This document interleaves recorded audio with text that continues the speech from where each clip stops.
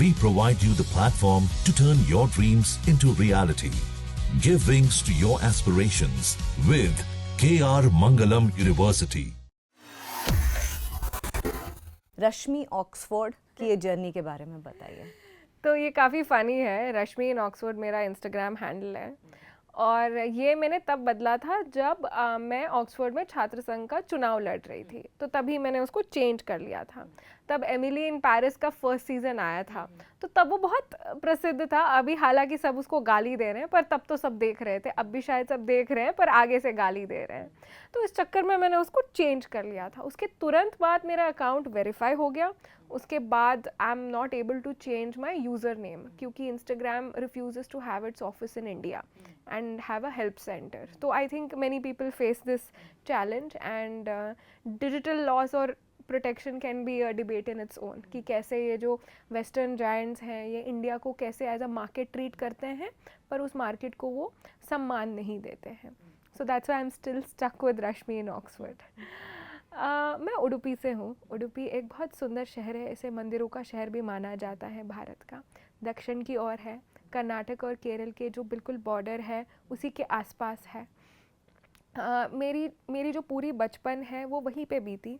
मैं ऐसी लड़की नहीं हूँ जो बड़े शहर में पैदा होके बड़ी हुई, पर माँ बाप छोटे शहर से है इसीलिए कहने के लिए कहते हैं, क्योंकि आज की डेट में तो कुछ भी कह दो लोग मान जाते हैं. तो मैं हूँ ही एक छोटे शहर से. मैं वहीं पे पैदा हुई. वहीं पे मैंने जो अपना स्कूलिंग किया, अपनी मैंने 11th एंड 12th किया. मैंने अपनी अंडर ग्रेजुएट डिग्री भी वहीं से की. I am a mechanical engineer. जब मास्टर्स की बात आई तो हो सकता है कि मैं छोटे शहर से हूँ, पर मुझ में हमेशा जो एक एम्बिशन है वो रहा है. I will not shy away from it. बचपन में मुझे पढ़ना बहुत पसंद था. और छोटे शहरों में जो है तारे बहुत साफ दिखते हैं, ये मैं बहुत ऑफन कोट करती हूँ. इसलिए मुझे लगता है कि हर बड़ी जो कहानी है वो छोटे शहरों से शुरू होती है. छोटे शहरों में छोटी सोच और छोटी महत्वाकांक्षाएं नहीं होती है, बहुत ऊंची और बड़ी होती है, क्योंकि वहाँ पे जो एक नॉइस है वो बहुत कम होता है. वहाँ केओस बहुत कम होता है, तो एक क्लैरिटी भी होती है. तो मुझे हमेशा से था कि मैं कुछ बड़ा करूं. जब मैं 8 साल की थी तो बर्थडे पे लोगों को टॉयज़ मिलते हैं, लड़कियों को डॉल्स मिलती है. मुझे तो बुक्स मिलते थे क्योंकि सबको पता था कि ये बहुत पढ़ती है. तो मुझे किसी ने ऑक्सफोर्ड डिक्शनरी थिसॉरस गिफ्ट किया था. ये तो this is a pre internet revolution era. के बारे में शायद आज के बच्चों को इतना पता भी नहीं होगा. होती क्या थी. तो वो एक पूरा सेट आता था जिसमें डिक्शनरी है, सिनोनिम्स, एंटोनिम्स, सबकी एक पूरी फ्रेजेस. इतना ब्यूटीफुल वो बुक होती थी ना, वो बहुत प्राइड के साथ कैरी करते थे. ये you are talking about late 90s, early 2000. I am talking about mid 2005. तब इंटरनेट था लेकिन मैं जो बात कर रही हूँ जो हम लोगों को दी गई थी वो 1997, 1998. वो बहुत प्राइडली उस वक्त ये चीज़ें बहुत एक्सपेंसिव, डिक्शनरी बहुत एक्सपेंसिव होती थी. You are right. और हम जब भी किसी वर्ड को ढूंढते थे तो उसके 2 वर्ड ऊपर और 2 वर्ड नीचे भी सीख लेते थे, जिससे हमारी वोकैबुलरी बढ़ जाती थी. तो ये भी एक पूरी आदत रहती थी तब. तो आई हैड अ थिसॉरस, और वो थिसॉरस ऑक्सफोर्ड प्रेस का ऑक्सफोर्ड डिक्शनरी था. तो मैंने पापा को ऐसे ही पूछा था कि ये ऑक्सफोर्ड क्या है. तो पिताजी ने बोला था कि ऑक्सफोर्ड एक नंबर 1 विश्वविद्यालय है आज की डेट की, और ये ऑक्सफोर्ड नाम के एक शहर में है, यूनाइटेड किंगडम में. तो बच्चों में क्या है, जिद होती है ना कि मैं ये बन जाऊंगी, वो बन जाऊंगी, यहाँ से पढ़ूंगी. तो मैंने पापा को बोला था कि नहीं मैं तो ऑक्सफोर्ड से पढ़ूंगी पापा, आप देख लेना. I think along the way जब हम छोटे होते हैं तो हम में ऑडेसिटी होती है बड़ा सोचने की, बड़ा करने की. जब हम बड़े होते हैं तो हम डिसल्यूजन हो के हम कहीं किसी बक्से में फिट होने की कोशिश करते हैं, और हम अपनी महत्वाकांक्षाओं को कम करते हैं. हम अपने आप को रिजेक्ट करना शुरू कर देते हैं. For some reason I never did that. I was always over confident and audacious. तो जब मेरी अंडरग्रेड डिग्री ख़त्म हुई तो मैं अंडरग्रेड के लिए भी अप्लाई करना चाह रही थी, पर छोटे शहरों के स्कूलों में ना करियर काउंसलिंग होती है. आज की डेट में तो होती है, पर तब तो कोई करियर काउंसलिंग नहीं थी. इंटरनेट पे कोई इन्फॉर्मेशन नहीं था. तो जो बड़े शहर के बड़े परिवार के लेगेसी बच्चे थे, सिर्फ उन्हीं के पास ये सब सुविधाएं होती थी. तो मुझे पता भी नहीं था कि अप्लाई कैसे करते हैं अंडर ग्रेजुएट डिग्री के लिए बाहर, स्पेशली ऑक्सफोर्ड. तो पोस्ट ग्रेजुएट तक मुझे इतनी सूझबूझ आ गई थी. मैंने कुछ इंटर्नशिप्स अब्रॉड भी कर लिए थे पेड. तो मुझे इतनी थोड़ी समझ आ गई थी कि ये कैसे नेविगेट करना है. मैंने एक प्रोफेसर को अपना बोला था कि मुझे तो इतना मतलब I want to do my masters. I want to do it from one of the best universities abroad, and that is Oxford. So I think along the way I've also had mentors who've been very supportive, who've not discounted or rejected me. उन्होंने भी बोला चलो करो apply.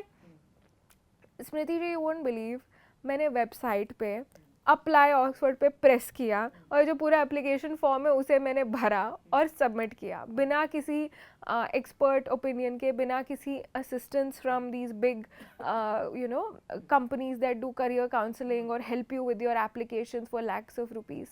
It was very do it yourself. उस ज़माने में तो phone की बिल भरने से भी पहले हम 4 लोगों को फ़ोन करते थे टू आस्क कि कैसे क्या करते हैं. AI तो बहुत दूर की बात थी तब. या इंटरनेट पे इतनी इन्फॉर्मेशन भी नहीं होती थी. This was the pre you know podcast revolution, pre you know internet YouTuber revolution. तो इतना ओपन इन्फॉर्मेशन था ही नहीं. Information was very you know it was very closed end it was very elitist. अभी तो बहुत डेमोक्रेटाइज हुआ है, अभी एंट्री बैरियर कम हुआ है. तब तो एंट्री बैरियर बहुत ज़्यादा था. Not too long ago, I'm talking 2019, 2020, entry barrier was massive. In 6 years we have done more than the past 500 years. तो I feel कि ये था, तो मैंने बस ऐसे अप्लाई किया.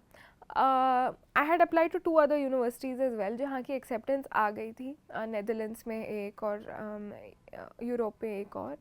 तो माँ ने तो कह दिया था कि why don't you go, अब एक्सेप्ट करो, go there, do your masters. मैंने बोला नहीं, I'm only going to do it from Oxford and nowhere else. And मैंने दोनों को रिजेक्ट कर दिया. और मेरी माँ इतनी मतलब she was so angry at me. She was like कि ambition होना अच्छी बात है, पर you have to accept second best, third best reality. And माँ कहती थी कि तुम क्या करोगी. मैं बोला मैं यहीं पे रहूँगी, मैं कुछ बिजनेस शुरू कर लूँगी, मैं ये करूँगी वो करूँगी. She was so frustrated.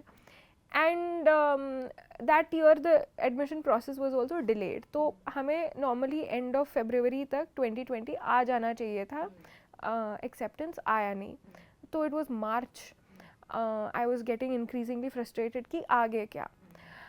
And lo and behold I get an email. And email में, so normally I've seen acceptance emails, 2 acceptance emails I've seen. वो normally congratulations को पहले लिखते हैं, फिर बाद में सब लिखते हैं. इस ईमेल में the first word was thank you for your application. तो मुझे लगा कि रिजेक्शन आ रहा है.